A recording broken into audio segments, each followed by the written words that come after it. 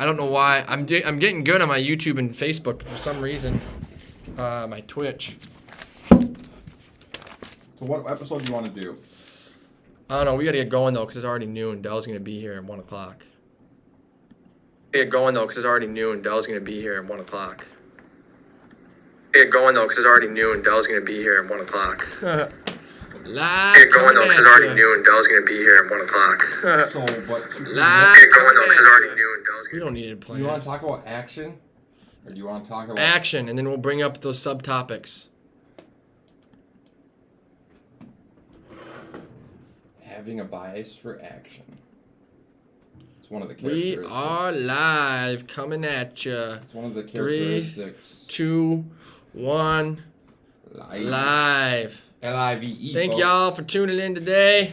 L-I-V-E. Two Brothers TV, coming at you live. You got the main one hooked up there? I will any second. Just go ahead and say hello to people this morning. Thank y'all for tuning in. We got Two Brothers TV here. Today we're going to talk about action, and there's a lot of subtopics that we can... And a bias for action. We could talk about that. Why do certain people take action? Why do certain people not take action? We can talk about when you're taking action, how to bring effort and energy into that action. We can talk about specifically with your strategy when taking action. So there's so many layers. But at the end of the day, before we even get into simple, all these other complex things that can allow us to be more successful and efficient and productive, it really comes down to one thing. I don't care how inefficient you are, or how you can have the worst strategy. At the end of the day, if I'm taking any action, I'm progressing, and I'm already ahead of 95% of people. Because 95% of people, maybe more, don't take any action. They just talk, complain, troll on the internet. So I'm a believer that I'm very positive, where I'm like, if you're doing anything, I'm gonna be like, good for you. Good for you. Because you're already ahead. But at the same time, auditing and doing an inventory on how to be more bringing energy and making process improvement and all that stuff is important to do too, because that leads to results quicker. Because there are some people that take a lot of action, but they're not doing all that stuff, and they're making it all about themselves and ego, and they still don't have any results. So you could still You could still work 80 hours a week, and you can be fucking a horrible person to be around. Everyone's like, man, this guy he works hard, but he's a dick. He's an asshole. He's not fun. He wants to do everything his way. Nothing's working, but he won't change, and he's making it all about himself, and he thinks he's God, or he thinks he's the best, or ego. So there's a lot of that too. But the core of that is restless, irritable, and discontent. And 100%. So the core of that is, why do people take action versus why do people don't? And then even if you're taking action, it won't be effective if you're doing it in a state of ego and making it about me. So, but action is the key. I believe action is the solution to everything in life. And everything. If you think about it, it's really key topics, Zaya. It's the solution. We talked about it in the flow state briefly. We had an episode recently, if you tuned in, or you can check it out on our podcast. You can't get there. The flow state has a direct correlation with action, because you can't really be in a flow state or a state of Zen focus and vibing and like taking action is the number one factor that contributes to that. Because I can't just lay in bed and all of a sudden I'm in the flow state.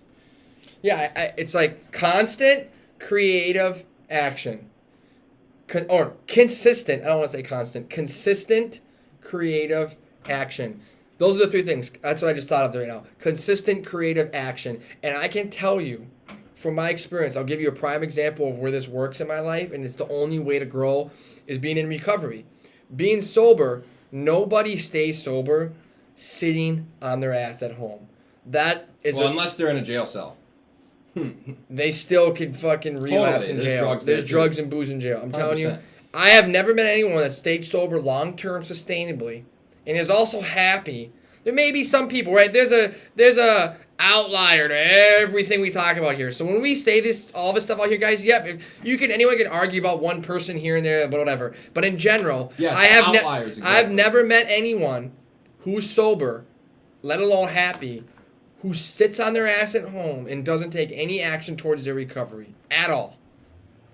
That's you're going to pick up another drink or drug. You're going to be miserable, and you're going to be like, fuck it, I'm going to pick up a drink or drug. So that's what's cool about what we're talking about is once I've realized it, is a big part of me is always doing something and having something to give myself to. Because if I take action and I give myself to something, it takes me out of myself and it puts me in that like if I'm say no matter what it is, say it's creating a piece of content that brings like I'm always trying to think about content that can bring value, insight to people and bring you some kind of intellectual perspective that I might bring you that might help you. I'm always trying to think of something that might help others. And whether it's that or it's making foot orthotics or sculpting statues, when I'm in that event and I'm doing something that's bigger than me, I lose myself in it. And it's really interesting because you can lose yourself in action. It's just, I don't know, it's just really interesting to me to look at the correlation between being rested, content, and not irritable. And there's a direct correlation, I feel like, between taking lots of action and having a bias for action. Yeah, and I want to keep this even simpler, Buenos you guys. dias. Someone speak. Good morning, Buenos dias, amigo. Buenos dias. Hello, amigo. Here's why I think this is really important, and I'm going to bring this up, and I don't think my brother, I bet you he doesn't know what I'm going to say right now. for joining us. He can't predict what I'm about to say, because what I'm about to say I can't predict may it. blow your mind. I can never predict Isaiah. This will blow your mind. Isaiah. This is how it's really important to understand the root cause of all this.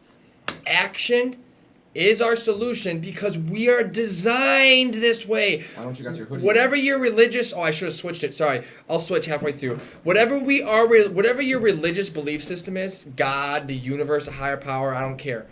However you believe we were created, evolution, whatever. We are designed to take action. We are designed to 100%. grow. Here, I want to bring out three things. Designed to grow. We're designed to be mobile. Physically, we're not meant to sit down all day. Our body is structured. If you look at how we survived in the prehistoric era, like we're designed to be mobile. Make moves, folks. Secondly, our brain is moves. designed for two things. Our brain is designed to use logic and reason. Our brain is designed to use creativity and imagine. We have the process of a brain in our body to communicate through our mouths with people. We're designed to communicate, and we're designed to create. Not only that, we have 2 ears and one mouth. We're designed to listen and understand. If we had 2 mouths and 1 ear, I would say, we're designed to talk a lot more. But just think about it. We have 2 ears and 1 mouth.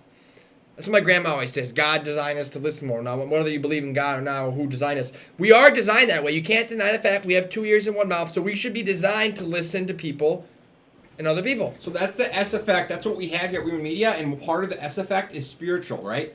It's being of service and working with others. I think that's what you're getting at. A big part of life is being of service and working well with others is what we're designed to do.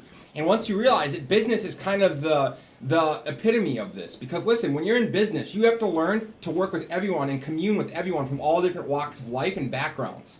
Once you're being in service and you're providing a service, not only are you providing a 5-star service, especially when we do it, we try and focus on pricing strategy and quality. So if you're doing something at scale and you're bringing value and you're doing it cheaper than everyone else, you are now being of service in many regards. If you're doing something that you believe in and have passion about and you're doing it cheaper and more affordable at a 5-star quality than compared to everyone else in that sector. So that's, to me, I think a great point, Zaya, is the being of service as humans and working with others as humans is part of our we're naturally wired to do that, and we're naturally compelled to do that. Like, we naturally as humans need to work with others and be of service, and it's all correlated back to action, and I think that's a great point.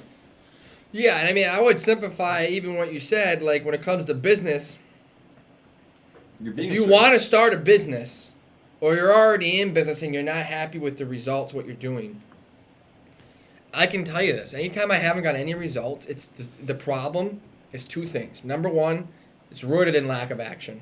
Always. If I don't get in my gym, I don't care what it is, dude. Any area of my life I haven't gotten the results that I've wanted in my expectations in my brain, it's always lack of action. Number 2, if you are taking action and you feel like you're not getting the results, it's rooted in the type of action you're taking. So lack of action combined with taking action without strategy, without energy, strategy or energy even. You could even have good strategy, but if you're not bringing the energy there, which is part of like how you take action, that's it. But I believe one of the things I really believe with Grant Cardone, and even Gary, you talked about this, it doesn't even matter if you have lack of energy or if you're just taking more action. I don't care who you are and how. Even if you're gonna be ahead of everyone. Ahead of everyone. Like if you just keep 10xing, and Grant Cardone basically just says take massive action.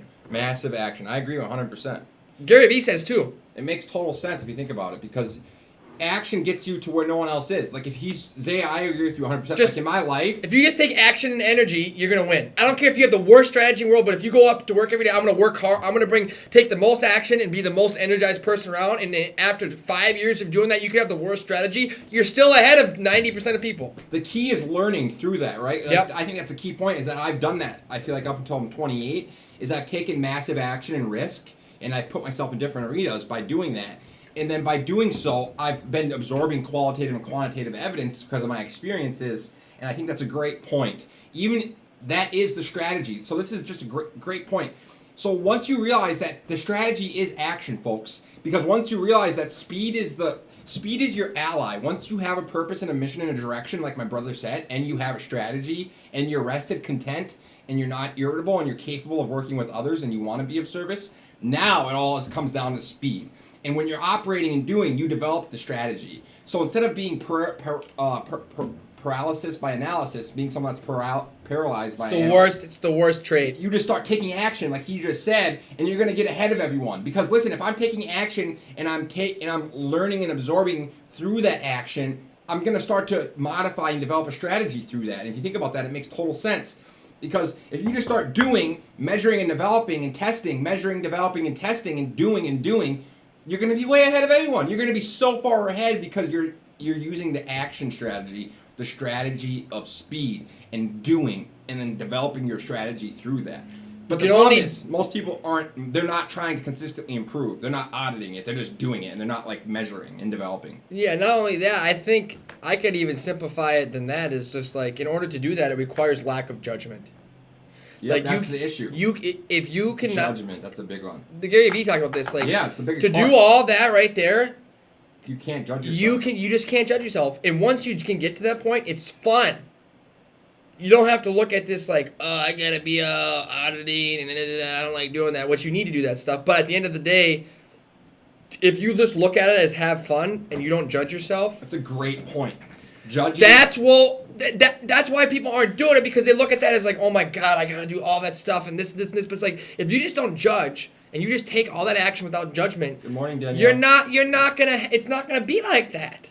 So if you can get in the mindset, I'm not gonna judge myself through this process. I'm just gonna have fun, remove my fear and ego, and just have fun, and then every day a few minutes, and maybe every hour, every week, you're going to do a little inventory with the team and yourself, and you're going to talk about what you did and what you didn't work, and then you go, okay, cool, we'll move on and do more. Like, it should be fun. It shouldn't be as much judgment. Inventory and auditing doesn't need to be judgment. It's just a fact-finding thing. You're just looking at facts. It's not about you being right or wrong or you being bad or horseshit. It's just a fact-finding thing. If you can remove your skin and your soft skin or being judged, like if you can remove all that, it's not about your personality. It's just a fact-finding thing.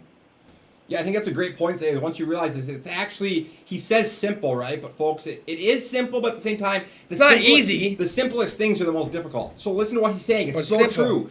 You have to not judge yourself, or not. This is another of our first episode we ever did together in the Women Media Studios, me and my brother here, was how risk and failure can be good. And one of the things we do as a society is we shun failure. We like look at people that fail like they're bad. Because we judge them. We judge them. And if we have to come together as people and start to not judge people that fail and be like, yo, you did something great, you took risk and put yourself in a vulnerable situation, and now you've learned from it and you've grown. And we have to build that up. So I think that's a great point, Zaya, and I think it's really interesting if we connect all that, because, man, it's big. We judge ourselves. Like Gary says, you're right, Zaya. He says his most powerful superpower is his inability to not judge himself. He doesn't judge himself. So his ability to not judge himself. Because look if we stop judging ourselves, we'll just start doing stuff. It's fear of failure and judgment of others that keeps us from doing stuff. And when he says that, he's not saying he doesn't audit or inventory. He doesn't say he doesn't audit or inventory.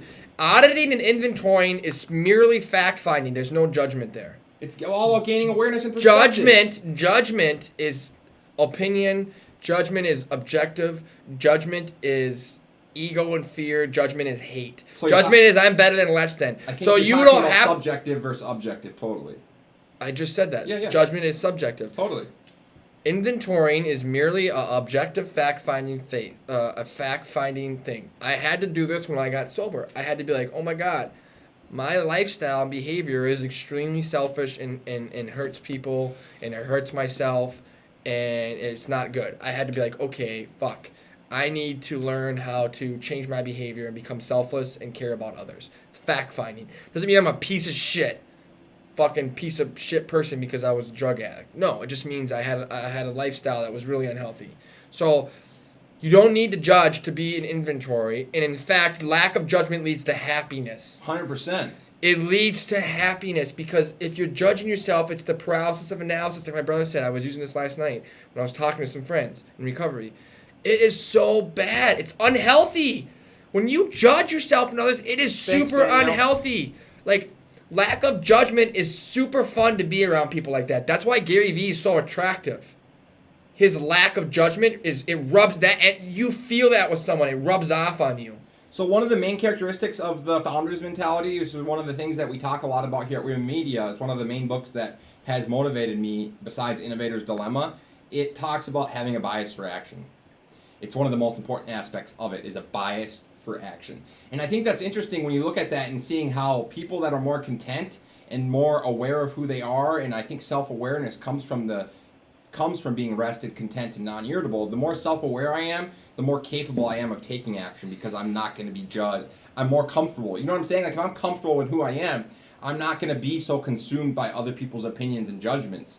And I think that's crucial to get to a space where you're so self-confident that you're not consumed by other people's opinions of you. And I think that's a big part of the first step that what we believe in, but a bias for action. And I think it's so cool how once you realize action is the strategy, it's so fucking cool. I love it because like you said, Zaya, it removes all the fear and it removes all the, it's just scientific. It's all scientific versus personal. It's like. And once you realize too it does give you an edge too. 100%. It gives you a competitive edge. I don't believe in competition. I believe in collaboration. But yeah, that was. Totally it gives you a leverage. It gives you an edge over anyone else because like Kobe said, he just said I put so many extra hours in this, that it was impossible for anyone to catch up to me. He was always ahead of the game because, and also what he said is when through the auditing, he slowly cut out weaknesses. So over time, not only is he putting this time in, every day he's doing this, he's auditing what he's good at and what he's not good at, and he slowly cuts out his weaknesses to where Kobe Bryant literally had no weaknesses in his game. Like his defense and offensively as a basketball player, Kobe Bryant had no weaknesses. He had every move. He could do everything. He had no weaknesses in his game. Same with LeBron James.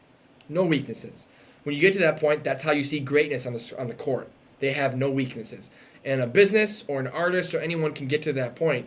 And for me, how I get there is through creativity because when I'm looking at everything as art, I really like looking at everything through the lens as an artist.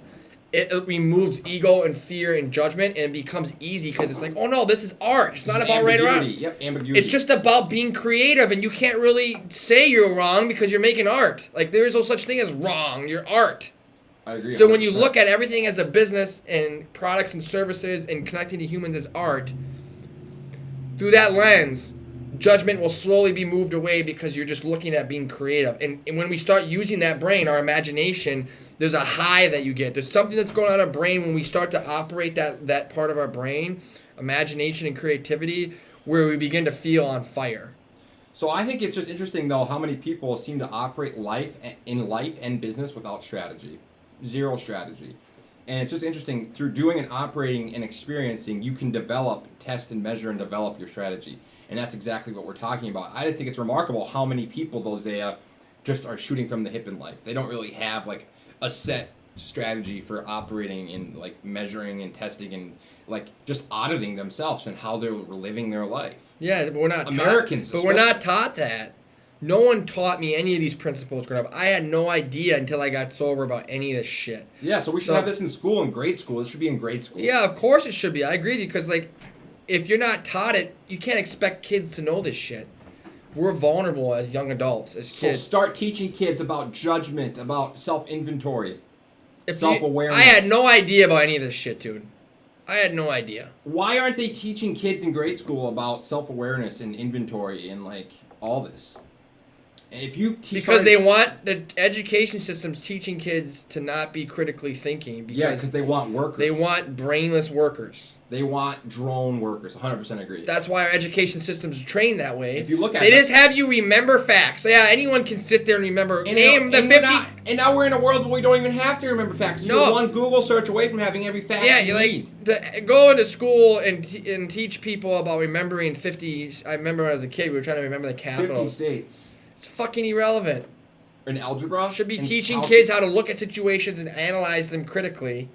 And create that's huge. So it's like that's a big part of it, man. Like people don't think that way. Operating without any strategy, zero. It was interesting when I talked to. It doesn't need to be a lot either. You just need some. You just need a little bit of strategy. Little bit of strategy goes a long way. A little bit of structure goes a long way. A little bit of open-mindedness in inventory goes a long way. Just a little bit, dude. It doesn't take a lot. You start doing massive action in those areas, and that's why you get the people that are the best. They're untouchable. The Gary V's, the Jeff Bezos, the Kobe Bryants, and LeBron James. If you look at all of them, they're taking massive action. Massive action with massive oddity and inventory, and specifically with business. Constantly testing and measuring and improving and developing. Yeah, and when we bring this back, we'll bring this forward to business. Why Amazon's #1 in the world, and why Jeff Bezos is #1, the richest man in the world. They have constant action that's obsessively focused on the customer. Nothing else. Their actions, if you want to bring this to businesses, they're taking all these actions. Their actions are rooted in not focusing on the customer and offering a better experience. Everything Amazon does, their action, everything is rooted in a principle of making it better and easier and faster for their customer. I think that's a great point. Facts. Action that brings value, right, is what you're talking about. Action that can bring value to your audience. To your audience. And the number one way to determine what determines if something has value is your audience. And we were just doing this research the other day, me and my brother, because we're developing a Weirman X model is based in a lot of these scientific ideas. And one of the things the Weirman X model is based in is letting the audience determine the value of what you're doing. So like if you're in business especially, you need to start let your audience decide the value of something. Like if you want to start a new service or you want to offer a new flavor of drink or beverage or whatever you're doing, start letting your audience decide. Take the personal ego and I think I know what needs to be put out and what has value. Take it out of it and start to look at what the audience likes. This is nothing new. If you look at industries like healthcare or Doritos, they do it all the time with flavored bits. Yeah, if you look at health insurance, you look at drugs even. 100%. They all test this shit and measure it and figure out what's before they bring it to the market. But the beauty is we're talking about you can do that with the market live now. So we're talking about like you do case studies in college where they talk about all these businesses and Doritos, they're testing it, but now you can test via live in the market. That's what we're saying. You don't gotta like wait and do all this shit behind the scenes. Like you launch products live and start doing it live as a business. You don't wait until it's perfect before you launch. You launch, test and measure through your product while you're improving. That is the action. Lack of action and waiting to launch until you feel like you have a perfect product. And that's irrelevant because there's never a perfect product. And everyone always changes. We're so connected. So the only way to survive now is just keep launching shit and improving. That's what's a really great point is we've never had more access to the audience before. So start using that free tool, people. You should right. Yeah. That's a great point. We're not talking about behind the scenes in a controlled lab. Put it out and test it and let people decide. Like that's how you find out if you do have something that's how we're testing and developing. Like I'm looking at things that do well with my audience and what interactions I get, and then I'm leaning into the stuff that people like. And ultimately, I've found, Zaya, that intellectual insight and perspective is what most people interact with the most. So ultimately, it's interesting. I've discovered that if you can give a short video clip where you represent intellectual insight or perspective from your perspective, and you're bringing intellectual insight to your idea, your solution, your brand, or concept that you believe in, or whatever your business or brand is, and you bring intellectual value on that forward, that's what I've discovered has the most value for as far as interaction rate. People naturally are seeking intellectual insights. Well, they're seeking connection. Exactly. And you get connection through insight, through communication, which is by providing intellectual and creative value. Exactly. It's connection. We're rooted in community. People want to connect. And in order to connect, when I'm engaging with someone and communicating, they have to feel like I'm giving them something. Like that's what service is. And I talked about this last night as well when I was talking with one of my friends. I was like, if I'm selfish, only thinking about me, only doing what I want, I'm disconnected from you and I'm not going to be happy. If I'm focused on selflessness and being of service and connecting to others and listening to them and bringing them value, then I connect. Now I'm happy. That's just the reality of a spiritual principle is the more you give, the more you receive. And if we're not ever listening to people and giving them value at the same time, we don't really care. So he's talking about bringing intellectual value, which shows that I care, which leads to connection, which leads to that individual feeling like we care about them, that we help them. Therefore, in return, they're going to continue to follow you, continue to become a fan and be loyal and probably give you buy your product or service or whatever it is you're offering because they believe it's helping them. Even if they somehow don't like it, they still will donate towards it because they believe in your cause. But at the end of the day, people give you money because they're buying something they think will help them, right? What you're offering helps them. Ultimately, that's what leadership is. If you think about it, it's giving your intellectual value freely to others. If you think about the greatest leaders, they're people that give their intellectual value freely to others. And there's no better way of being a leader. Like, if you think about everything in America, America charges you for education. For everything. America charges you for a perspective. America charges you for information, period, that's already readily available free. Like, college's information you can get freely now. In America, yeah. Look, I mean, just look how much they charge for college nowadays. That's so, exactly. Yeah, look how much they charge. That information is readily available. Dude, people pay $100,000 a year for coaching. So leaders freely give up their intellectual value. So that's exactly what we try and lean into at Weirmid Media that I've discovered. It's a thesis I've discovered, is that if I give freely of my intellectual value to others and I am bringing value, I'm not just a complete bullshitter. I actually have value because I've taken risk and I've had experiences and I've had businesses and I've done things and I've sculpted statues and you have lots of values too. We have two perspectives that we can bring value forward on. Then you start to realize if I do that, I'm going to then, in the end, win. You can't lose if you're bringing value to others. I'm helping people. I'm getting messages from people saying I'm helping them. That's how you take action too. So what you're describing is action. Again, rooting that back to action. It's all action. So that's action. Sharing intellectual value via action with others, and to me, it's the ultimate thesis. If you do that, you're going to have a hard time losing. You can't lose.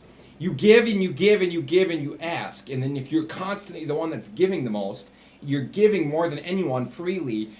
All you have to do is simply ask, folks, and people will start to support you. It's beautiful. One of my favorite things that I've learned to do is like start off with just dedicating an hour a day, 7 days a week to an action in the area of your life that you want to get better. So let's say you want to start a business. Let's say you want to lose weight. Let's say you want to get more fit. Let's say you want to date. Goals, objectives.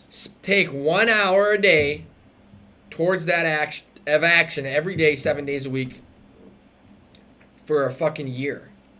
1 hour a day. That's not like people. Again, this is how you have to audit your time. Like my brother says, to get to this point, figure out whatever you're spending your time. Resource management, folks. But everyone wastes an hour a day. I still do. I'm not gonna lie. I probably waste. Not judging ourselves about that. That's key. I waste an hour a day easy. It doesn't really matter how. It can be different every day, but an hour of my day gets wasted. So I can use that wasted time and dedicate that hour 7 days a week towards something. And over an entire year, even just an hour a day, you will have drastic change. Let's look at exercise as the best example of that, and then maybe working on a business. You could spend an hour a day on a business and an hour a day exercising, 14 hours a week total, 1 hour each. I guarantee you if you did that over an entire year, you would be transformed. Let's say 6 days a week because you want to take Sundays off. So you do 6 hours a week, 1 hour a day, 6 days a week on exercise. You do I don't care what it is. It could be walking, the simplest exercise. And then the other 6 hours a week on the business, it could just be creating a website, whatever it is to start a business. But so it's a business to launch the business. I'm not talking about a business plan for a whole year and you don't fucking open a business. I'm talking about 6 hours a week, an hour a day dedicated to opening a business, opening a website, opening your platforms, and whatever it is you're offering to get it out to the market. Get it out to the market. I don't give a fuck how bad it is. Just fucking there. And you're talking about it on social media and you have something to offer. An entire year, you're going to be transformed. And you never dedicated more than an hour a day and you never dedicated more than 12 hours a week total. 6 hours a week for each area.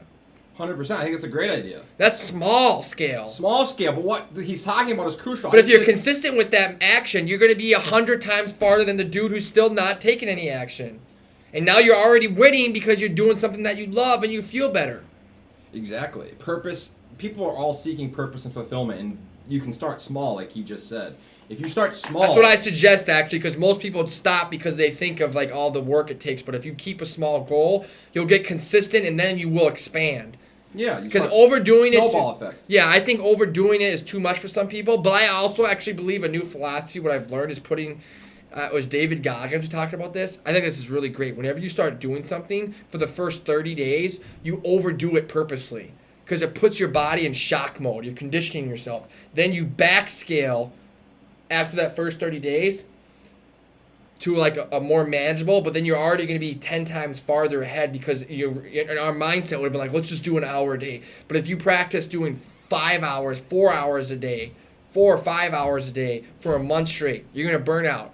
But then after that, you scale it back to 3 hours a day or 2 hours a day. Now you're already consistently like, oh, 2 or 3 hours a day ain't shit. So I think it's interesting what he's talking about. It's a great point, but ultimately, we talked about in another episode, it's my willingness and my aggressiveness and my forcefulness to take action correlates with my self-confidence and my skills that I have. So for me, a big part of why I've been able to take action and correlate this all back to action and risk and doing is because of my forceful personality and my aggressive tendencies.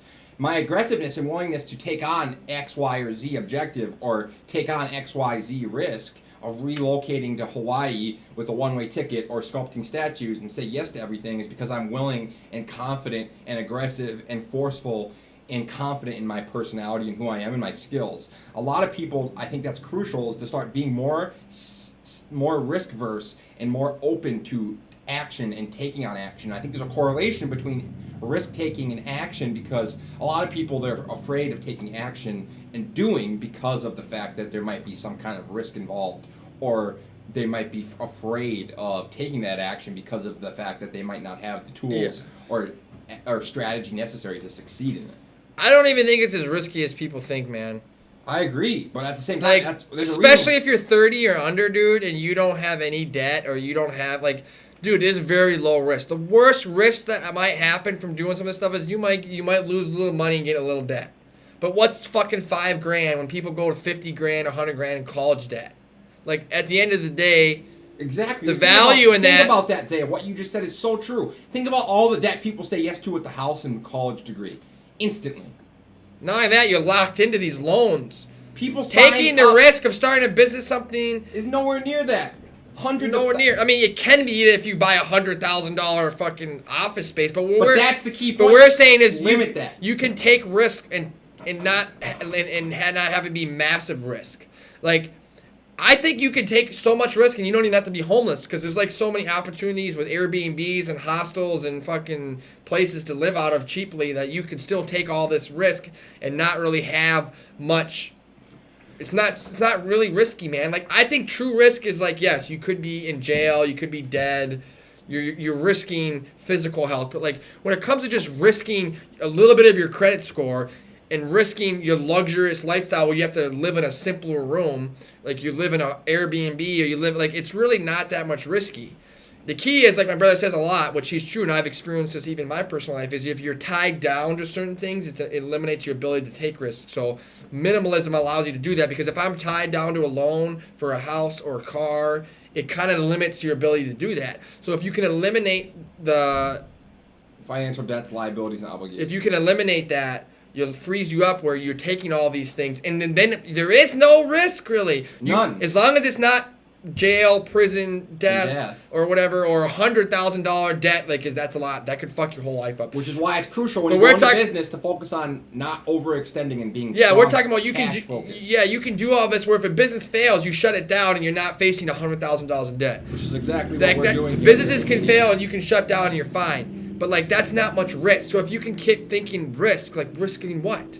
You're risking that you don't want to do it is the judgment of others. This is what Gary Vee said. 100%. That's the number. So he talks about the risk. And your parents controlling you for doing it. So I personally that's nothing that stops me from taking risks. What I've learned some things is the financial tie downs that has sometimes prevented me. But I actually haven't prevented me too much because I've taken risks still with the college I've learned to defer my loans. I figured out how to do that so I took risk while deferring my loans. So you can actually defer your college loans if you don't want to fuck up that situation. You can defer your loans for 3 to 5 years. I think it's a great point, though, Zaya. What you touched on is how freely people commit to hundreds of thousands of dollars worth of debt in a single family That's home risky as hell. and a college degree. Those Risky are as both hell. risky as hell. There's no other because you're not action. guaranteed you're going to pay that house off. If you can't pay the mortgage, you're about fucked. hundreds of thousands of dollars. You're probably talking like $300,000 to $500,000 in a single family home and a college degree. So you're really not taking much risk doing some of this stuff you're talking about, especially if you're under 30 and you don't have kids or a family. It's a little different if you've gotten to the point now where you're so far in that game where you have a wife and 2 kids in a house. Okay, you're right. What we're saying right now is a little different for you, but you're deeper in the game, and the deeper people get in the game, the less likely they are to change. Exactly. But there are lots of people that don't have any kids or married yet, or even if you're married, you still have the freedom. If you don't have any kids right now, there's really no excuse. Having kids changes the game a little bit. 100%. But even those people here, there's still people that do it. They're married with 3 kids and they change their whole life and they start a business and they get out of the 9 to 5. But like if you have no kids, you have no fucking excuse. You can do whatever you want, especially if you're single. If you're single with no kids, dude, you have no excuse. It's another great point that you touched on is I feel like a lot of people make that mistake. They instantly at a young age, because everyone else is getting married, they get kids. They're not content alone, and they're not content with who they are and self-confident and comfortable being alone. So the next thing you know, they're married to someone else's ideologies and someone else's perspectives and opinions. Now you are stuck. Now you're really in a tough spot. There's nothing more stuck than being married to someone else's ideology. And then that's why they're not happy. They have midlife crisis. Exactly. People that get in their 30s and 40s become depressed nowadays because they do all that shit and they're stuck and they're not happy. They find themselves in their 30s married to someone else's ideologies that they don't necessarily believe in or agree with. And now they're living a life for that person and for the society and for their kids. And they're not really living a life based on fulfillment and joy because they've said yes to all these things that everyone else says yes to. And a big part of what we've been lucky is we haven't pumped, me and my brother don't have any kids and we're not married. So that Single! That has allowed us to do this. Shout out to the single, hashtag free. Yeah, and I'm not even saying you're single or not single because you can be in a relationship and do all this stuff. I'm talking about. It makes it a lot harder. Not if you're dating someone. It's harder if you're married with kids. If you're dating someone, that's really easy to get out of a relationship. Totally. Because if they're not down for the crown, you dump them. I just think it's a great You can't point. just dump your wife. You got to go through the whole fucking legal process. You can't just like dump your kids. Well, people do. Bye. It starts to make sense though when you realize how Americans, like you look at it like we were talking about. A lot of them are just about talking about stuff in the chat box, and they're about cancel culture, and they're not about really doing shit. Everyone wants to sit back, and that's why I got motivated to start this. Zaya, you helped me get to this point in Gary Vee and my experiences, because I wanted to start bringing voices to my perspective and voices to the world, and start using the media to do good and share my perspective, and start to use media to push that platform. But I feel like a lot of people, they could start a podcast tomorrow, but they won't because they just want to be a comment hater and a cancel culture clown. And I feel like people just sit and...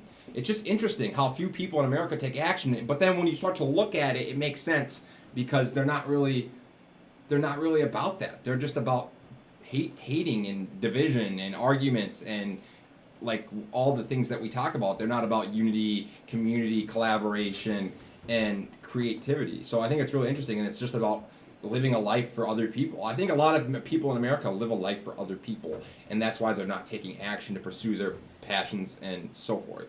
Yeah, but I also want to bring it back to key points that you said there, but I want to bring it right back to specifically what we were talking about right before that with the relationships. Again, being married with kids and having that title is gonna be a huge preventing to doing this. That's why it's better to tell people to not focus the philosophy of having to go to college and get out of the way and find your wife and kids by the time you're 25, 30. It's not like that anymore. With technology and modern medicine, I don't have to have a kid and family and get married until I'm 35, and I can still pump out a few kids. Like, for your 20s, stop focusing on finding a partner. Stop. Be single.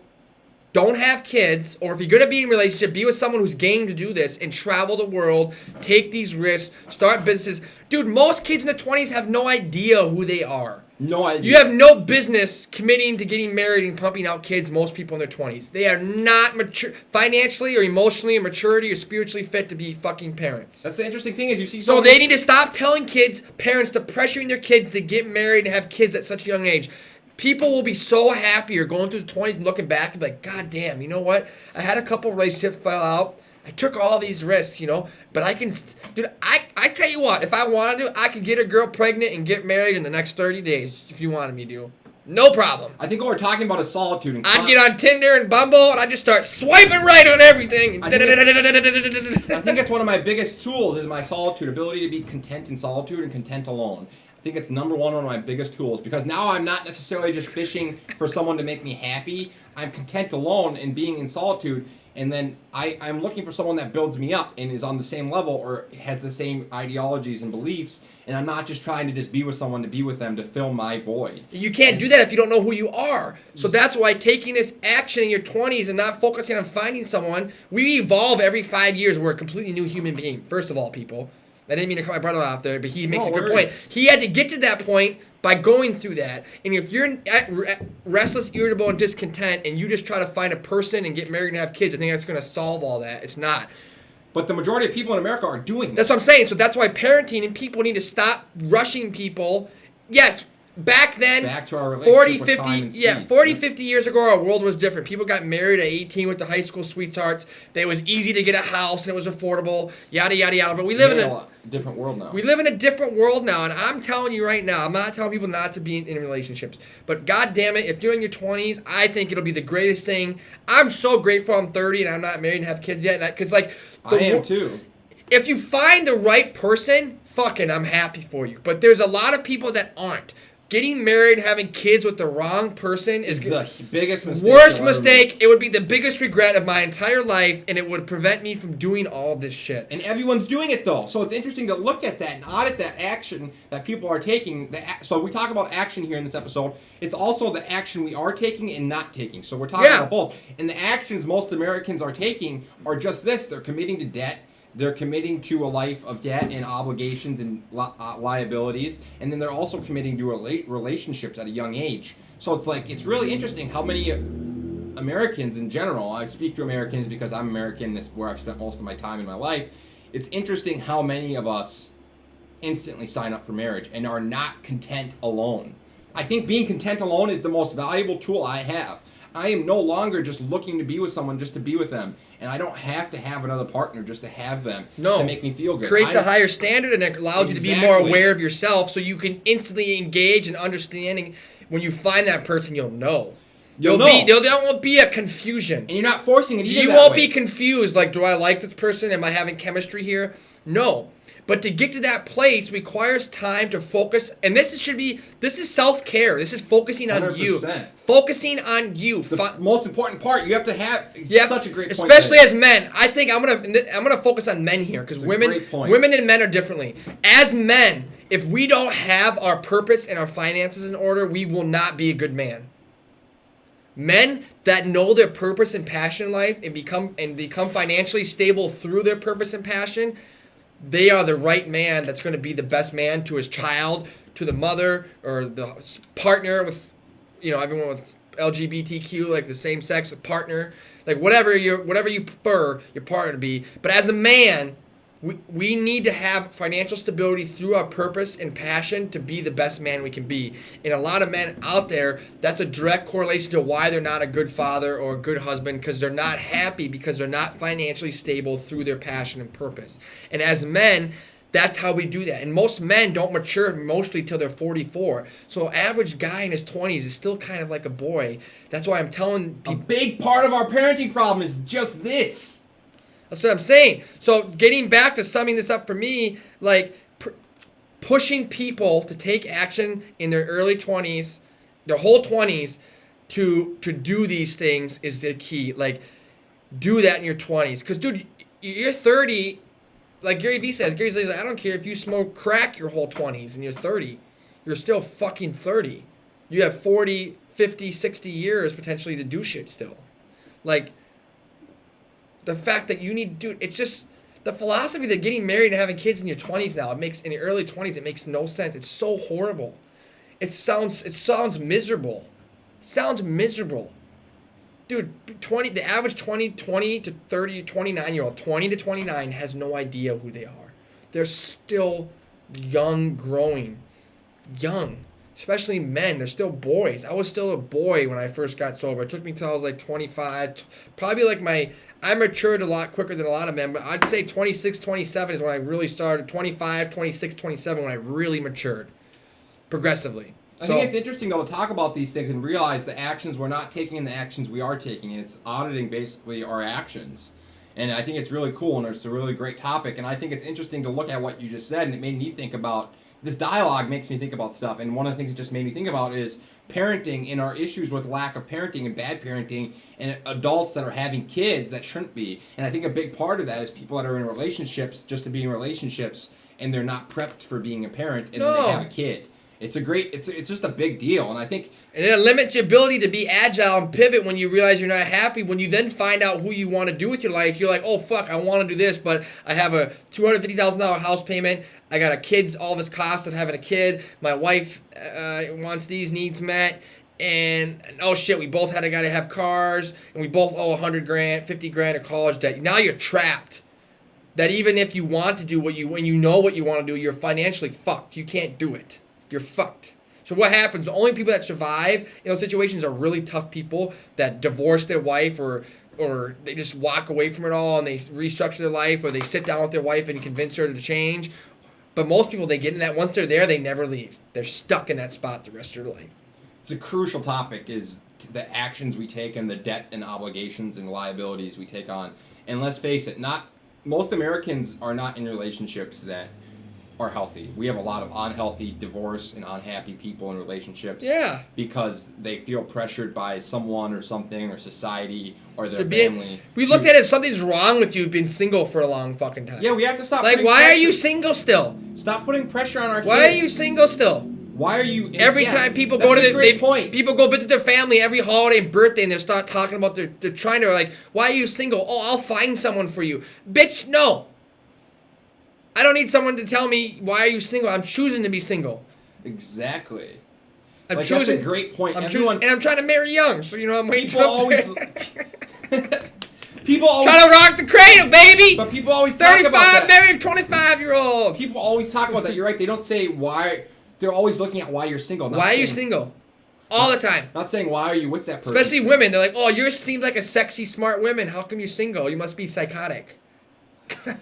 Sometimes that might be true, but I think it's really interesting because for me, I think for me the biggest commitment is marrying someone else's ideologies and marrying someone else's beliefs. So it's one of the last things it's one of the last things I'm ever gonna do, because I realize for me, having found confidence and self-awareness and contentment in solitude, I've just spent a lot of time alone all over the world, and I've spent a lot of time by myself, and my solitude has brought me self-perspective and self-awareness. And you're evolving still. And contentment. So now you're evolving still. I'm only 28. Who you were 5 years ago is not the same person you are now. The person you were with then, the relationship wouldn't have worked out because your ideologies have changed due to your experiences.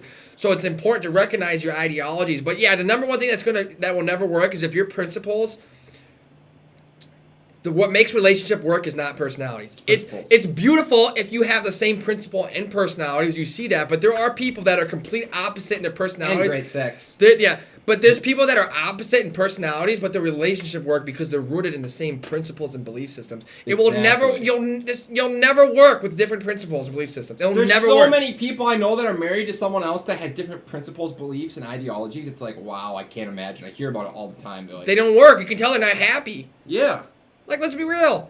If you're an atheist, you're not going to marry someone who's a Jesus believer. I just can't. You think that's going to work out? An atheist marrying someone who's a hardcore Catholic? It's never going to work out. So to me, I think one of my biggest tools out of all this is not only the willingness to take action and not be afraid of failing and looking at or being different and failing and people shunning me. I've always been comfortable being different, but also my willingness to take action and also my willingness to not commit to someone else and being content alone. Because to me, some of the biggest things in life that you would ever will commit to is having to commit to another individual in a marriage. Like, to me, that's the highest level of commitment, liabilities, and obligations is marriage. So I'm not to me, that's going to be one of the last things I do. It's going to be something I do because it builds. You might even never get married. And I might never even get married. Exactly. Doesn't mean you can't be with someone. Totally. Marriage actually makes no sense actually, especially if you have money. It makes no sense if you're worth millions of dollars. But here's the deal. Makes no sense. But here's the deal. I realized marriage is for poor people, really. Marriage is a concept for poor people. I realized at a young age I wanted to be different, right? So I wanted to take a different path. So I saw everyone taking this path of college, single family home, and marriage. So I took a hard left and I started doing the opposite, and it's brought me to where I am because I didn't want to take those actions. I realized to be different, I had to take different actions. And the number one thing that it brought me is perspective and self-confidence and contentment alone. And I think so many people take actions just because everyone else is taking those actions. And me specifically, I realized at a young age that all the outliers are the ones that I wished I wanted to be like. I wanted to do something different and do something drastically different than everyone else. So I realized, okay, now I have to take a hard left. So I purposely have taken this path of alternative routes compared to everyone else. And everyone else is taking actions that everyone else takes just because everyone else takes them. And I think it's a really interesting concept to realize that you have to start doing things differently if you want to be different. So I think you don't even have to be different. I think this comes back to one simple thing: happiness. Gary Vee talks about this. Exactly. Take action that leads to happiness. But that's different than everyone. That would be doing stuff different than everyone. Yeah, but what we're trying to say is if you do those things that we talk about, you're not a bad person. That is happiness to some people. Some people find the right person, they go to college and they get married and they're very happy with their life, working at being a nurse and their wife's a teacher. Yeah, exactly. That's fine, but what we are talking about is the audience that is doing those things and they're not happy out there. They're restless. And what we're saying is, and what Gary Vee talks about is take action that leads to happiness. Happiness. Now listen, anyone under 30, I expect that you don't know what's going to make you happy. You don't know. And you're like, fuck, what do I do? Well, what are you interested in? That's what Gary Vee talks about. And that's what we're teaching you as a young kid when you're under 30. When I say young kids, 29 and under, take these actions and risks to find out your happiness. This is what's going to lead you to that happiness. And that means sometimes being unconventional, not doing what your parents want you to do. Like Gary Vee says, fuck it. Do it if that's what makes you happy. If the little kid is interested in language and learning Spanish, tell your kid to move to Mexico for a year and fucking live in a Spanish culture and learn Spanish. Like if that's what they need to do to grow. That's what I'm saying. This is rooted in happiness. Take action that's going to lead to you being happy. Sometimes it's going to be unconventional. It could still be conventional. But what we're saying is a lot of people aren't willing to do the unconventional thing. Everyone else is doing it because that's what everyone else is doing. If you audit that and being conventional is not making you happy in your life, that's when you need to understand to take the action to be unconventional to do that. That's what we're saying. Because happiness should be the solution. It's easy to do this, what we're saying, once you realize if you just want to be happy. 100%. You will do whatever it takes to be happy. I will do whatever it takes. I have audited my life, and I've done many transitions. I've lived in different cities. I've done different jobs. And every time when I do something that's rooted in something I'm taking risk, I'm doing something new. And at any time throughout my process, if I'm auditing and I'm not happy anymore, guess what I do? I just stop doing that. I change my mind. I don't want to do this anymore. I don't have a perfect resume because I don't have the perfect finances, the perfect life, but I've always done that, and through that process, I've slowly ripped away of who I'm not, and I know who I am. It's easier to figure out who you're not. Go down an avenue, you quickly know it's not for you. It doesn't take me long to go, oh, that's not what I want to do. But you have to take that turn down that avenue. You have to go down these lanes to figure. You have to taste different things, like my brother says and Gary Vee says. And you're tasting these things until you find out what makes you happy, and you're like, stay in that lane then. Keep that taste on your palate. But you don't know until you do that, man. If you're eating a fucking peanut butter and jelly sandwich every goddamn day because everyone else is, how the hell are you supposed to know that you like chicken salad better? You know what I mean? Yeah. So I don't really have much else to add. We've rambled on. That's a great point, man. But the action should be rooted in happiness. So I'm challenging you to take an hour a day out of your life to do something in an action area that's going to lead to you being happier. And if you don't know that yet, do shit until you figure out what that might be. Young people out there, I want to push you to ignore your parents and do shit. Take risks. That makes you happy. It makes you happy. Don't chase a girl. Don't chase a job. Chase happiness. So I think that's great stuff, Zay. I'm just going to wrap it up by saying, for me, my happiness is when I'm in control of my life. And when I say my life and in control of my life, I'm talking about my time, my energy, and my money and my resources. To me, my most valuable resources in my life are my time, my energy, my money, and my health. And as long as I have health and I have control of my time, my energy, my money, I then have a much higher, there's a correlation there when I have control of those and most likely being happier. That's why at a young age I started doing the things I did and minimizing my expenses and traveling, because I wanted, as long as I was doing what I wanted, controlling the who, the what, the when, the where, the why of my life, I knew I would be a lot happier than someone that couldn't dictate those things. And the moment you get to a space where you can dictate the who, the what, the when, the where, the why of your life, you're most likely going to have a lot more happiness in those moments, because you're empowered, you're responsible and accountable for what you do, who you surround yourself with, where you go, how long you stay there, and why you're there. So for me, that's what brought me a lot of happiness and insight and perspective, is understanding that I need control of my resources to find happiness. Because if we're not in control, being happy is really, really difficult. And you talk about that before, Zaya. You mentioned how people don't like change unless they're in control of the change. And listen, I agree with you. And here's how I want to show the attitude that I have to how I'm able to do this. Don't go down lanes and then realize you don't like it and get all mad and be like, this is a waste of time. Like, oh my God, I could have been doing this. Like, anytime I'm doing something and I'm just aware of my emotions, I'm auditing my time, and I realize it's not making me happy anymore, I don't look at that as a negative experience. That's super powerful. Positive experience. So you have to look at the mindset of not judging yourself. Like, I could say I've wasted a lot of time doing stuff in my 20s that maybe didn't give me results, but I realized everything I did forced me to grow. And that growth has allowed me to move to where I am today. So when I know what I want to do, it allows me to be the best in that thing that I know I want to do now. But I couldn't have done that without taking all of those risks, because it's growth. And then once you apply that growth to your passion, it's going to be effective. Some people are able to find it quicker in life. They somehow find their passion and purpose and end up being successful in their early 20s. But what I'm saying is, if you can have the mindset that no matter what you're doing, that it's not a bad experience or waste of time, and that you can just simply get off the ride at any time. Exactly. You're on a roller coaster ride. You don't like that fucking ride. Guess what? I go to the other roller coaster at Valley Fair. I didn't think that was a waste of time because I got bored riding on that roller coaster. I did the wild thing over and over. I'm like, you know what? I like the Power Tower better. It gives me more purpose.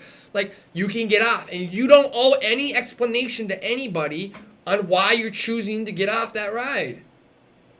And it's not going to look like a perfect road to people on the outside. They're going to be looking at you and judging you and be like, you should do this and you should do that.